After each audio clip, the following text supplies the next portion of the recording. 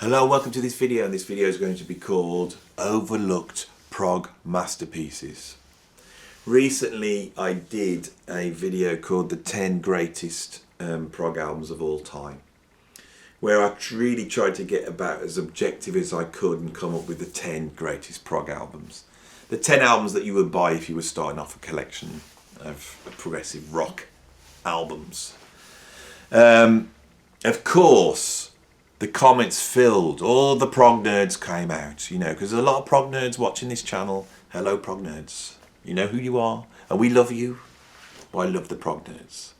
Right, and of course they know absolutely everything, and they start to list all these albums I'd never heard of. All these obscure Italian prog albums, European prog albums, you know, albums by artists that I knew but I've never heard, you know, Peter Hamill's solo albums. You shouldn't have put Van der Generator's Porn Hearts on. If you listened and check out Peter Hamill's solo albums, you know, and all this type of thing would come out, you know. And it did get me thinking. I thought, you know, it's often the case that we do overlook certain albums, you know, they're not as popular. I did start and go and listen to some of the albums they were suggesting, and what I heard was generic prog. In most cases with generic prog, it was good, it was well done, but it wasn't as innovative as the albums on my list, and it also wasn't as well composed. It wasn't as good, you know. I think for prog to be great, you need to have beautiful melodies, incredible rhythms. You have to have incredible compositions. That has to be there. Just because you're doing that, right? Just because you're extending tunes and using odd tom singers doesn't mean it's great, you know. And there's so much of that out there. So I checked out a lot of these albums, and they were really good albums. But I thought, are they as good as Foxtrot? Are they as good as Brain Salad Surgery? No, they're not. But this did get me to thinking, you know, are there overlooked prog masterpieces? And there seems to be three categories of this. First of all, there's the albums made by the bands that weren't quite successful. They weren't quite as popular. And of course there are some real gems there. And I'm going to talk about some of those albums and try and explain why I think they weren't popular. There's also albums that are prog, but they're outside the prog genre. They're definitely prog, but because they're made by an artist that we do not associate with prog, they don't get counted.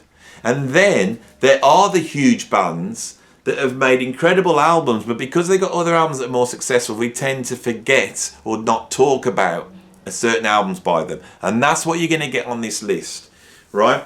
I've called this the 10 most overlooked prog masterpieces, and I am going to rank these.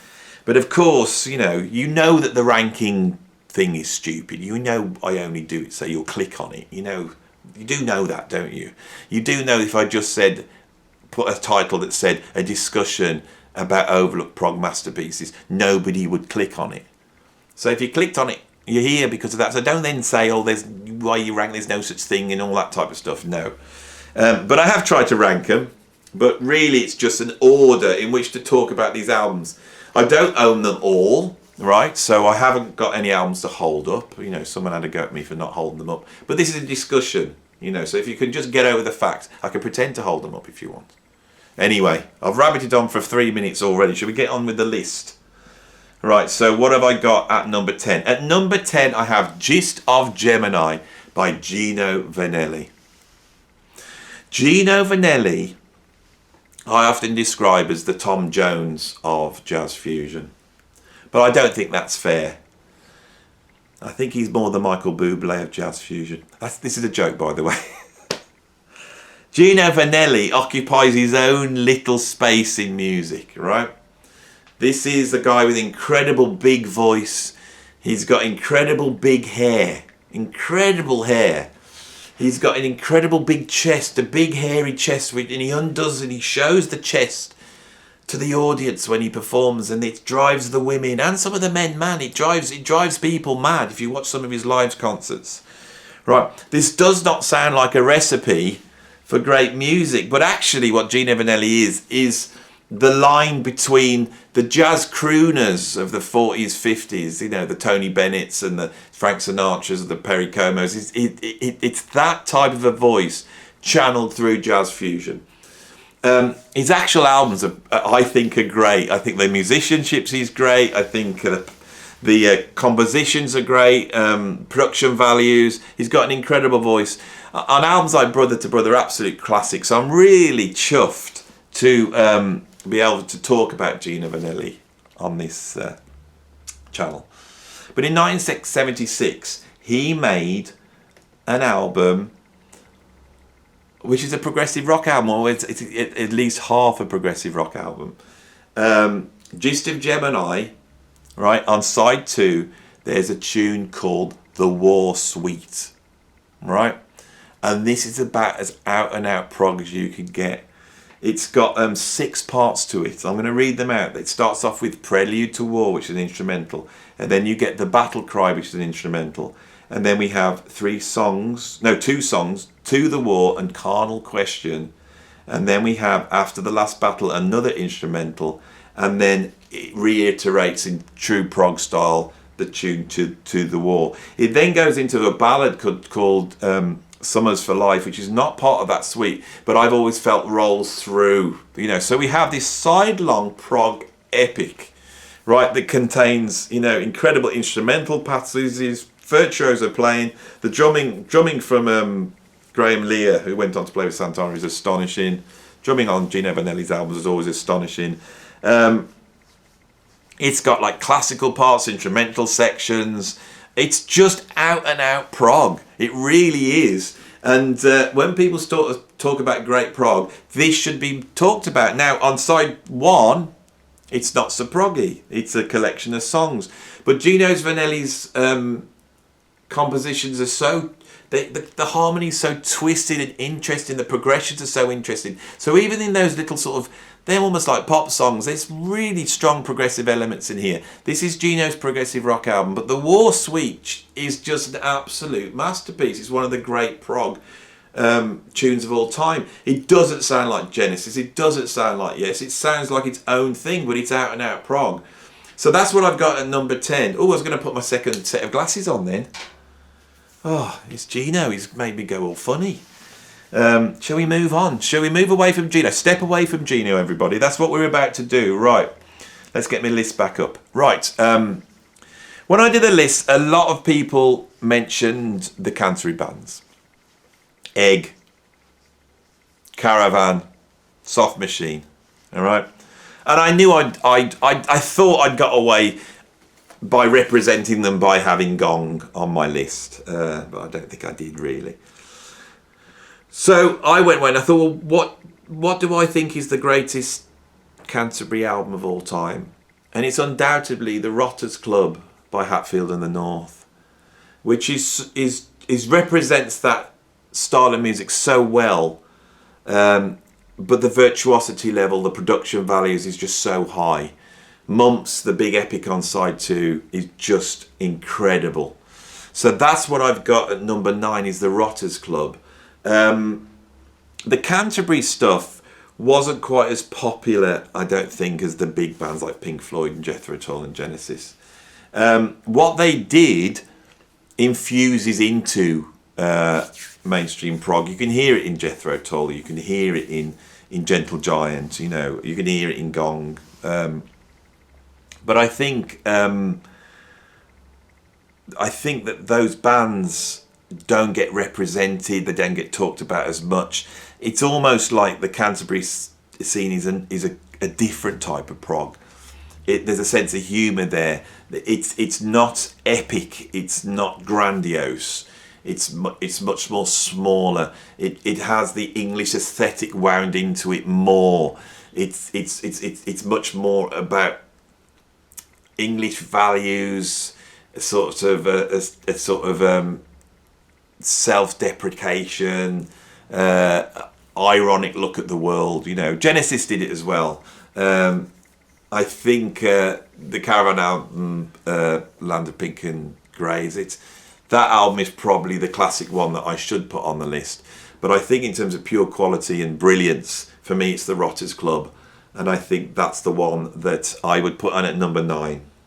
At number 8, an album that I think you should check out, which comes from outside the genre, is The First 7 Days by Jan Hammer. In 1973, Mike Oldfield came out with Tubular Bells, where he made this incredible album where he overdubbed all the instruments, played all the instruments. And that sort of created that genre. Jan Hammer approached this in 1975 with his album First 7 Days, which is a concept album where he looks at the first 7 days of the Bible. It's predominantly keyboard based, lots of overdubbed keyboards, but he also plays drums on there. There's a couple of guests, there's a guest percussionist on there, and we've got Stephen Kindler on violin. But this album is just such an out-and-out prog album. And if you're the sort of prog fan that loves Tangerine Jean or Jean-Michel Jarre or keyboard experimentation, this is about as good as it gets. To my ears, it's greater than any of the albums I just mentioned. It really is. Jan Hammer's an utter genius, and he's so in control compositionally. He's so forward-thinking. Of course, a lot of the ideas on this album, then they later emerged on the Miami Vice soundtrack. And of course, if we were to class that as a prog album or a fusion album, it would be there as one of the biggest selling prog and fusion albums of all time. Is the Miami Vice soundtrack a fusion album? Is it a prog album? Sold 3 million copies. Anyway, that's what I got. Number 8 is Jan Hammer with the First 7 Days. And number 7, an album that I think is an essential album, is an absolute masterpiece. I almost see it as sort of the pinnacle of what prog did as a style. And it would be the album OLIAS of SUNHILLOW by John Anderson. Again, we have this sort of post-Tubular Bells album where John Anderson's gone in and created an album almost all on his own. There's a few guests on there, but there's a lot of overdubs. On this album, he moves into sort of beyond sort of progressive rock to sort of it's just progressive music. It's this album is a lot more electronic, but it's a lot more acoustic. It's futuristic, but it also references like the English countryside and this sort of the sort of ancient sound. It's really hard to describe. I've always thought it's an absolutely incredible album. And when we start talking about Yes, it doesn't get a mention. Most people will say that Chris Squire's Fish Out of Water is the great solo album of that time, which I think is because it sounds pretty close to Yes. But OLIAS of SUNHILLOW is just so unlike everything else. It's so prog, but so unlike everything else. And I think I need to have it on the list. So I've put that at number 7. Right. What have I got at number... sorry, that's at number 7. So what have I got at number 6? Right. I don't cover so many modern prog bands on this channel. And one of the reasons for that is I think there's so much stuff which is just a rehash of what's gone before. There's a ton of prog metal out there, which I'm not a massive fan of. And also, I do work in the prog world, and so a lot of the people making modern progs are either my friends or I've worked with them, and it would start to get a bit strange if I was just championing... I have done it every now and then, championing my friends' albums, you know, and I will do that, but, you know, that's that you get into that area. But there's one band that's emerged in the last sort of 10, 20 years that I think are absolute geniuses. I come back to them over and over again, and I think they just make incredible prog that does everything you want but still manages to sound fresh and forward thinking. And that's the band Moon Safari. And the album I want to put forward, I cannot pronounce, it's called BLOMLJUD, right? Moon Safari, and I mean this in the best possible sense, Moon Safari sounds somewhere between Genesis and Rush and ELO and ABBA, all right? One of the things I love about Moon Safari is that they can go heavy into the prog, but they also understand what a pop hook is. So often, when you listen to prog and people say, well, check this out, there's no hooks, there's nothing to listen to, there's nothing of interest compositionally, it's just a bunch of cliches. But Moon Safari are able to hit you over and over again with hooks. They have an understanding of popular music. Vocally, they're possibly the greatest progressive rock band ever. You know, they take that sort of Yes vocal sound, that sort of ELO vocal sound, and they just umph it up to the 100th degree. You know, this is a band that can go out and stand on stage and do a cappella performances. So that's who I've got at number 6. I'm going to have to get a move on with this video. So that's who I've got at number 6. Moon Safari, one of the greatest prog bands of all time, with the album BLOMLJUD. Go and check it out, it'll blow you away.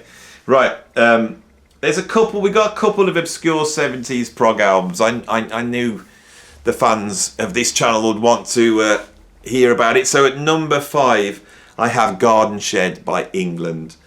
England were a incredible British progressive rock band that sound like a slightly more fusiony Genesis. The musicianship's incredible, the composition's incredible. They just got to the party too late. I think there's so many examples of this. You know, they were formed in 73. By the time they got a deal, it was 75, 76. Arista, you know, put some money into this album, Garden Shed, which came out in 1976, and they just went smack bang straight into punk. And the record companies weren't interested anymore. They'd made an absolute masterpiece.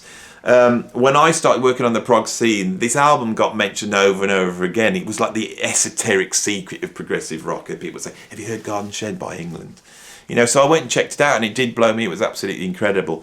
A friend of mine, Steve Gould, also knows the Progmeister, and with his wife Lou, they have an incredible channel on here for prog.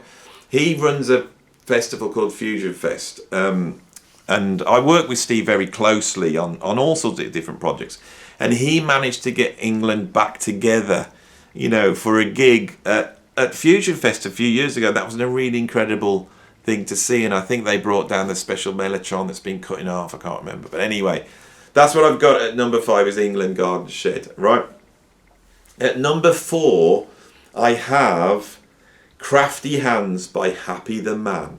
Right, Happy the Man are one of the great progressive rock bands from the United States. Now I say that because I got in real trouble for calling Rush Canadian on the video. I must have about 30 people, you know, that really enjoyed putting up their comment of, you know, Rush are Canadian, not American. Well, I was talking about 3 bands at that time. I was talking about Kansas, Utopia and Rush. And I wanted to group them all together. So I grouped them together because they come from the continent of North America. They're American bands, right? Happy the Man is an American band that's from the United States. Have you got that straight now? Okay, I'm English. I use English properly, sorry. Right, so, I don't really, do I?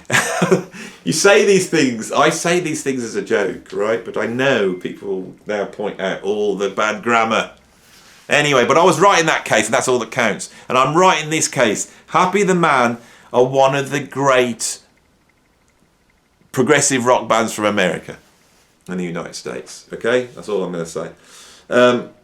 They're not that well known. They're not as well known as Kansas as Utopia. Again, like England, they came late to the party. But incredible produced albums, incredible musicianship. They make instrumental prog albums. They made 2 in the 70s, and I think the best one is the second one, Crafty Hands. I'm not so familiar with Happy the Man. For this video I went out and had a good listen to both albums, and I thought they were both incredible. What's interesting listening to them is because they're instrumental on the whole, they sound almost like a fusion band. There's somewhere between that, but there's not the soloing there. It's fusiony in its sound, but there's not so much soloing. It's much more compositional based, which I think makes it sound prog. If you're a prog fan, if you've not heard them, go and check them out, because it's absolutely beautiful, well written prog, you know, brilliantly produced and brilliantly played. So that's what I've got at number 4 is Happy the Man, Crafty Hands. At number 3, and these last 3 are all albums by huge prog bands that I think get a little bit overlooked in the grand scheme of it. So at number 3 I've got Discipline by King Crimson. When we talk about King Crimson, it's always in the Court of the Crimson King or the John Wetton period of Crimson. You know, I will just knee-jerk reaction will go, I think the greatest album's Red, Larks, Tuxtons, Aspic's amazing. And we forget about the early 80s King Crimson, which was perhaps as, if not more, influential on music. Those 3 albums that they made, in the early 80s are so influential. I know so many musicians that they are the defining King Crimson albums, and the greatest of them, I think, is Discipline. So I think Discipline needs to get a mention, you know, and it doesn't. It's a well-known album, but I think it gets overlooked. It didn't make my list, and perhaps it should have. The same as what I've got at number 2, which is Going for the One by Yes. Right, Going for the One is an absolute classic Yes album. Right, Yes are at their best with the classic lineup with Rick Wakeman, and they're at their best when they're rocking. So many of their albums later on get sort of hobbled because they don't rock. They do all that Yes thing, all the pretty vocals and the etherealness and the long form compositions, but Yes also rock, and they really rock on Going for the One. Going for the One also contains Awaken. And I think Awaken is a contender for the greatest progressive rock tune ever. That's what I think. You know, I think Awaken is astonishing. But the whole album is just full of killer tracks. You know, I know people are saying, oh, well, what about Relaya? You know, Relaya is really fantastic. But for me, it's a little bit patchy on side 2. That's my own personal thing. But not Going for the One. Going for the One just hits you in the face all the way through. And I think it doesn't get mentioned, you know. It's not mentioned in the big albums. You know, people will go Close to the Edge. They will go Fragile, the Yes album. They even go Tales from Topographic Ocean. That album, I think, has now been re-established as being one of the great prog albums. But I think Going for the One is equal, and in some cases better than some of those albums. You know, and I think on Awaken, they reach a peak which they never surpassed anywhere else on any of the albums. That's my opinion, right? At number 1 of overlooked masterpieces, I have another album which is arguably this band's best album. I'm going to say it now. It's Trick of the Tail by Genesis. That's what I've got at number 1, right? There's been so much discussion on this channel about which is Genesis' best album. Is it Foxtrot? Is it Selling England by the Pound? Is it Nursery Crime? It's got to be Lamb Lies Down on Broadway. Those are the albums that are always considered when we have this discussion.